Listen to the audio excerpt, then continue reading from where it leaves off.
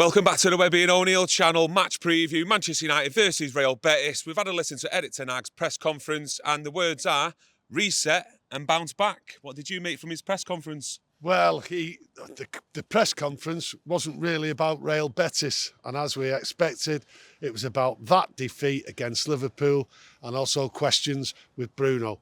But reset, that's what he's doing.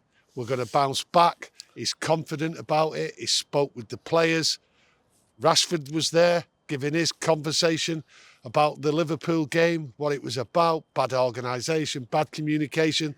That's how it was summed up, the second half of that poor performance. But United, and to be honest, Rashford looks confident and Ten Hag looks confident. So this reset and this bounce back, tomorrow night, we've all got to get behind him. The players seem up for it. Yeah, I thought they both handled the press conference really well, including Marcus Rashford, especially in his response to Bruno Fernandes. Yeah. And he said ever since Bruno Fernandes has come in, he's been an inspiration, he's been a leader, even without that captain's armband. Yeah, it was great to hear from Ten Hag and Rashford, especially Rashford, the way he talked about Bruno, how he looks up to him, how he is a leader as a captain and without being a captain, an inspiration. I thought that was good from Rashford, the way he came out. Back Rashford, back Bruno. Ten Hag, back Bruno. Absolutely. Really happy with him. The same as all the players. Everyone seems to have got together and rallied round and got over it. Yes, the media are going at Bruno. A lot of questions about Bruno, but the club were prepared for it. Rashford was, Ten Hag was, and I'm really happy to have Bruno as team captain. Absolutely. Great words and a great backing, and the bounce back's coming as far as I'm concerned, because they all look as though they're ready for it. Yeah, with you saying there, the media are coming for Manchester United. You know you're doing something right, you know, within our season when the media are coming back at us and back at us, Yeah. even despite that defeat. And, you know, you've seen late last night or early yesterday, was it in the afternoon, about Wout Weghorst touching the Anfield sign at Anfield. You even seen today that I think it was the Daily Mail attacking Rashford being out in his 280 grand McLaren out in Cheshire. You know, what is it they want him to do? Drive around in a Vauxhall Cavalier, shopping at Poundland? You know, would that suit him? I don't know. But what's your thoughts on all that anyway? Well, it's the media, innit? They're just trying to pile it on. Yeah. Obviously, the game was bad. And like Rashford said, Liverpool took it away from us. And it was a humiliating defeat. And what the press will do, they will hound Manchester United, right, until Manchester United come good again. And to be honest with you, I think tomorrow night against Real Betis, I think United will just take the game by the scruff of the neck and just shut the media up. But looking at the game, no conversation about the game today. And to be honest with you, I think that's a good thing for Manchester United. I think they'll just concentrate on in-house, working together as a team, as a squad, as a club, and then just going out there. I think Real Betis are on a hide into nothing here. I don't think they'll be able to raise the game like Manchester United will. I think United have to turn it round, have to be positive, and I think all the signs from Rashford today as a player and from Ten Hag is all there. We're fighting back. That's the message, what's coming across. They've took the lesson. They realised that Liverpool took the game away from him, humiliated him, but they've took the lesson and they've all just rallied round. And let's hope all the supporters do exactly the same. Full voice, European night, under the lights. Let's get it on. Yeah, I don't think we have to hope. Bounce back at Old Trafford in front of our own fans. I'm sure all fans will be getting behind the team, and in particular Bruno Fernandes as well. I think the chants of Bruno will be sung loud and clear.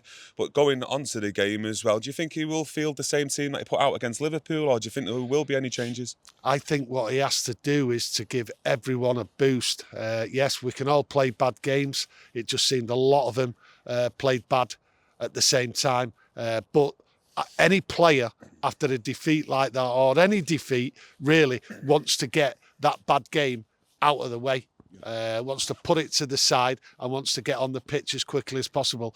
And I don't think Erik Ten Hag's going to let these players down after that defeat. I think he's going to give them all the game time, going to give them the chance to get it out of the system. And it's perfect. Having a game at home does help.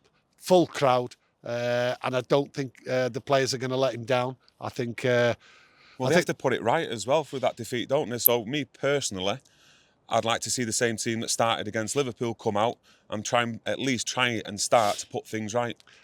I can understand the wanting to get the same players out there, but from a tactical point of view, I do believe the way the Spanish side set up, I think not been really impressive in the games he's played. I don't think he's as sharp as he was before the injury. I do believe Wan-Bissaka might be the only change because they will want the ball, and we've got to be ready for that breakaway, because that's how the Spanish will play against us. Keep the ball and then try and get behind us with a quick through ball. And I think Wan-Bissaka is the only change I see being made. Yeah, apart from the weekend, they got a good draw at home to Real Madrid, a 0-0 draw, Real Betis, and I think it was the last 4 or 5 games before that. They've scored plenty of goals, but they've conceded goals as well. So that's good from our point of view going forward in the attacking sense as well. Yeah, they're not the strongest side. They're looking for a top 4 position, but United really should be strong enough on the form what they've seen this season. United should be able to overcome this Spanish side, and I'm looking really for a 2-0 minimum to take away to the next leg, and I think it should be comfortable enough to take us through, to be honest with you. 2-0 I'm going for. 2-0? Yeah. I had that in my head as well. Oh, did you? 2-0, but I think it will be a bit of a tight, bit of a tense game in the early stages of the game, while they get the feel of the ball, etc. Hopefully they can just knock it around, keep possession of the football and strike when the opportunities arise, but 2-0, I'd take that right now. Yeah. No problem, and then get the job done over there. But I don't think it'd be an easy game. Yeah. I don't think any team you face in this competition at this stage of it, is going to be an easy game. So my only doubt about the game is when I looked at Casemiro, the Liverpool game, I thought he was struggling. So we might get news on over the next 24 hours on Casemiro because I seen him limping and he didn't have the best of games. He didn't have the best movement about him. So I think there might be a doubt with Casemiro. I hope not. I hope it was just my eyes deceiving me. Yeah, I think it was in the first 15 minutes. It was pointed out as well. He was struggling. You could see it in his face, grimacing. And I don't think with Casemiro, I don't think he's ever played a worse game than that in his career. So that could be down to an injury he was carrying through that game. Well, we'll see on that. Fingers crossed he's fit for this one and for the game against Southampton as well. Listen, it's all about getting behind this team now, and United getting off to a fast start, getting into the rhythm, and just shaking away the cobwebs what have been there since that Liverpool game. Get it out of the system. Come on, United. I'm going 2-0, and I think I'll be cheering. I will be cheering. That's what it's about. When your team have suffered a defeat like that, we all know it's an embarrassing result, but it's about them bouncing back. Like we said before, it's at Old Trafford in front of our fans, and I'm sure all of us inside the stadium will be getting right behind the team, singing our hearts out, and that's how it should be, and that's what it means to be a Manchester United supporter, backing your team, backing your managers, and let's go from there, and let's finish off the season with a high. Yeah, well, like Ten Hag said, we take the lesson and we move on. Yeah. Fighting talk, and let's see some fighting on the pitch. Yeah, let us know what you think of today's video. If you've enjoyed it, smash a like on the video. It really helps us and it's much appreciated. Gives your opinions as well on Erik ten Hag's press conference. Did I say Erik ten Hag then? I did, didn't I? Yeah. Yeah, Erik ten Hag. It's the snow. It is. If you can't see it, it started snowing. All of a sudden, the clouds have gone pitch black, and my hands are freezing, and my mouth's like closing up, as you might be able to tell. But yeah, Erik ten Hag's press conference. Let us know your thoughts on the starting 11. Should he stick with the same team that started against Liverpool, or would you like to see any changes? All that good stuff. And yeah, just whatever you want to talk about in the comments is much appreciated. And we'll see you straight after the game with a match reaction, and hopefully Webby's available as well. Thank you. Bye.